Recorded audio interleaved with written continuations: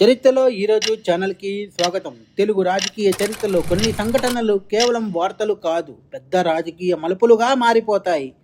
అలాంటి ఒక చర్చనీయాంశ ఘట్టం లక్ష్మీ పార్వతి టీడీపీ ఎన్టీఆర్ ఫ్యాక్షన్కి అధ్యక్షురాలిగా ఎన్నిక కావడం.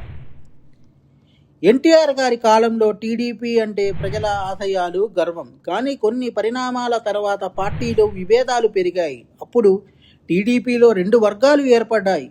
ఒకటి ప్రధాన పార్టీ నాయకత్వం, రెండోది ఎన్టీఆర్ పేరుతో సాగిన ఫ్యాక్షన్.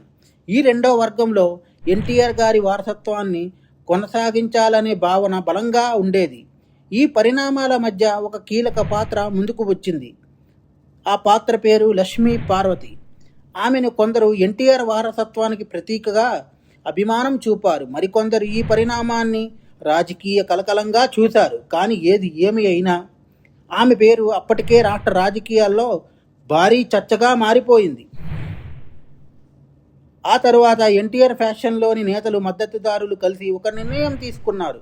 లక్ష్మీ పార్వతిని ఆ వర్గం పార్టీ అధ్యక్షురాలిగా ఎన్నుకున్నారు. అది ఒక సాధారణ పదవి కాదు, ఎన్టీఆర్ పేరుతో సాగుతున్న వర్గానికి కొత్త నాయకత్వం వచ్చినట్టు అయ్యింది.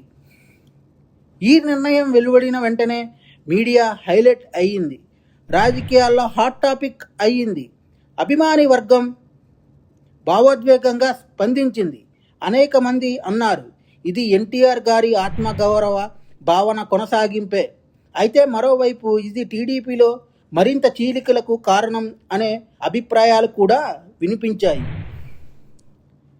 లక్ష్మీ పార్వతి అధ్యక్షురాలిగా ఎన్నిక అయిన తరువాత ఒక వ్యక్తి నాయకత్వం అంటే ఒక పార్టీ చరిత్రలోని కీలక మలుపుగా నిలిచింది. ఇది టీడీపీ రాజకీయ ప్రయాణంలో ఎన్టీఆర్ వర్గం అనే అధ్యాయానికి ఒక గుర్తుండిపోయే సంఘటనగా మారింది. మా కంటెంట్ మీకు నచ్చినట్లయితే లైక్ చేయండి, షేర్ చేయండి, సబ్స్క్రైబ్ చేయండి.